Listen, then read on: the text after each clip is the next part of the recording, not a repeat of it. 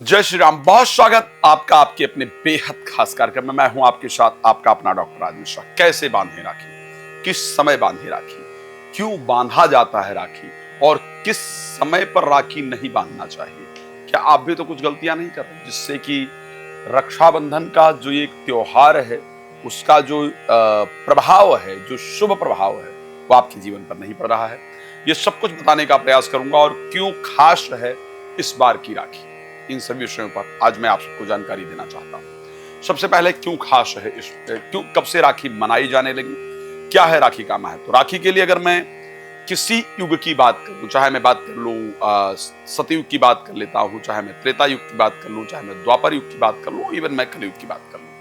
आप सब लोग जानते हैं कि सतयुग के अंतर्गत सबसे पहले महाराज बलि को राखी बांधी थी माता लक्ष्मी ने, जहां से भगवान विष्णु को वापस प्राप्त किया। वो कथा आप सबको पता है, बहुत विस्तार से जाने पर समय बहुत लंबा हो जाएगा। जहां पर राजा बलि के जो चीजें है, बावन स्वरूप लेकर के भगवान राजा बलि जो इंद्रासन है उसको स्वर्ग का राज्य मांग लेते हैं, 3 पग में पूरी धरती नाप लेते हैं और फिर राजा बलि उनसे प्रार्थना करते हैं। भगवान कहते हैं कि आप मांगो क्या चाहिए। राजा बलि कहते हैं मैं जब घर से निकलूं तो आपके दर्शन हो। भगवान द्वारपाल बन जाते हैं, माता लक्ष्मी रक्षा बांध करके और राजा बलि से भगवान को वापस लेकर के आती हैं।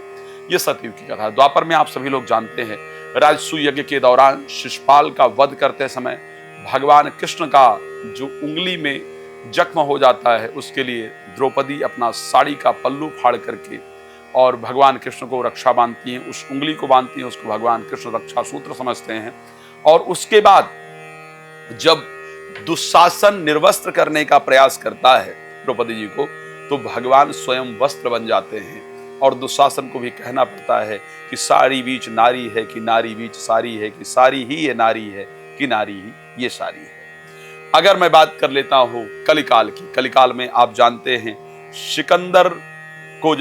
सिकंदर जब पंजाब में आया और राजा पोरस के साथ उसका युद्ध हुआ, सिकंदर की पत्नी को लगा कि अब सिकंदर के प्राण नहीं बचेंगे, तो उसने राजा पोरस को राखी भेजी और उसी के कारण राजा पोरस ने उस समय सिकंदर का जब भी वध करने चलते तो उस राखी की याद आ जाती और उन्होंने वध नहीं किया।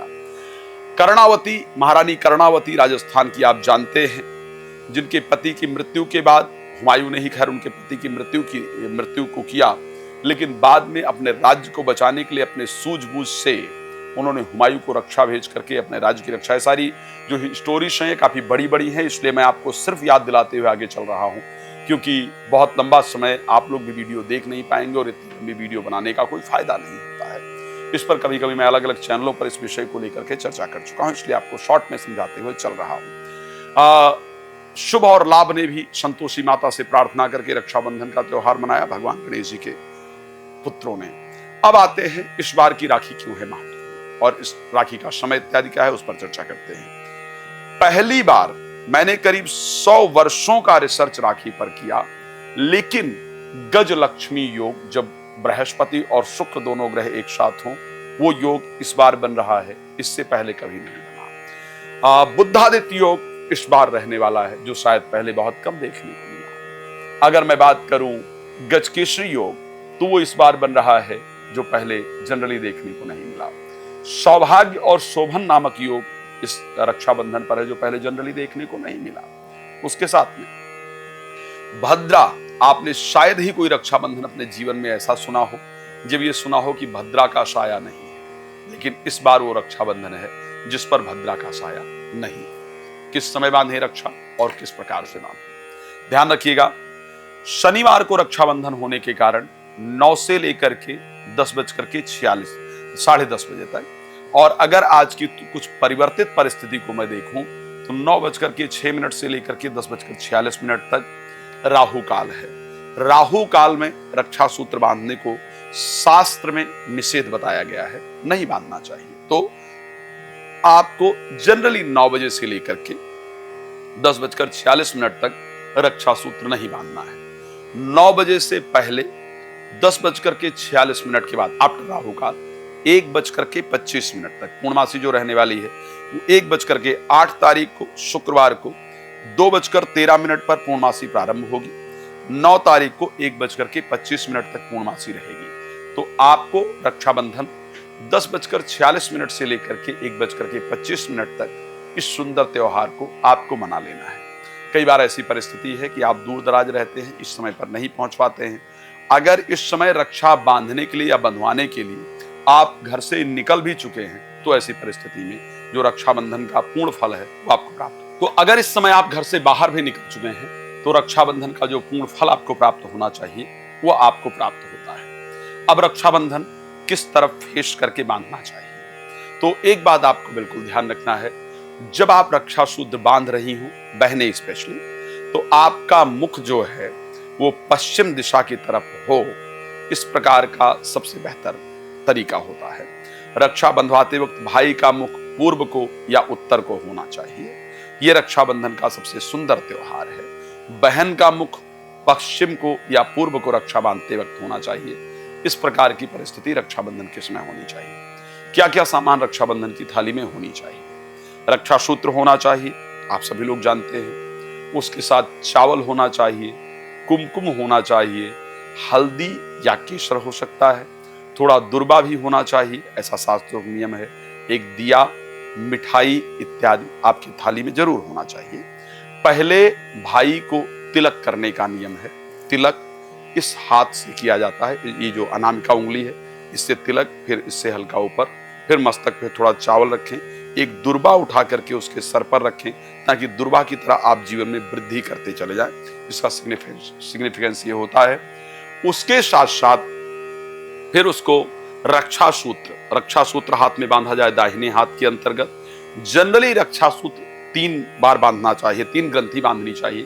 अब आज रक्षा सूत्र छोटे आने लगे हैं, अगर आप रक्षा सूत्र बांध रहे हैं तो भी उसके साथ एक मोली जरूर बांधें, ताकि 3 ग्रंथि हो। 3 ग्रंथि का तात्पर्य क्या है? सत, रज और तम। तम, सत और रज, इन तीनों चीजों का समावेश, तीनों चीजों को कंट्रोल करने वाला रक्षा सूत्र होना चाहिए। शरीर के अंदर वात, पित्त और कफ, तीनों चीजों को कंट्रोल करने के लिए हम 3 चीजें बांधते हैं। क्रिएटर, सस्टेनर और डिस्ट्रॉयर, यानी इस ब्रह्मांड के कर्ता, इसके संचालक और इसको संहार करने वाले भगवान ब्रह्मा, भगवान विष्णु, भगवान शिव को हम साक्षी मान करके 3 बार बांधते हैं। तो इस प्रकार से 3 बार आपको रक्षा सूत्र बांधना जरूर चाहिए। इस वीडियो को और लोगों तक भिजवाइएगा ताकि सही तरीके से लोग रक्षा सूत्र को समझ पाए। रक्षा बांधने से पहले दोनों का नहाया होना महत्वपूर्ण है, बहन का भी और भाई का भी। ध्यान रखिएगा, बहन भाई से कितनी भी नाराजगी हो, लेकिन इस बार रक्षा सूत्र बंधवाने आपको जरूर जाना है, या बांधने जरूर जाना है, या बात जरूर करना है। उसका रीजन ये है कि इस बार का जो रक्षाबंधन का त्योहार आया है, ये अभी तक आपके या हमारे जीवन में नहीं आया था और न आने वाला है। तो इस बार हमें जो अपना कार्य है उसको पूरी तरह से करने की आवश्यकता है।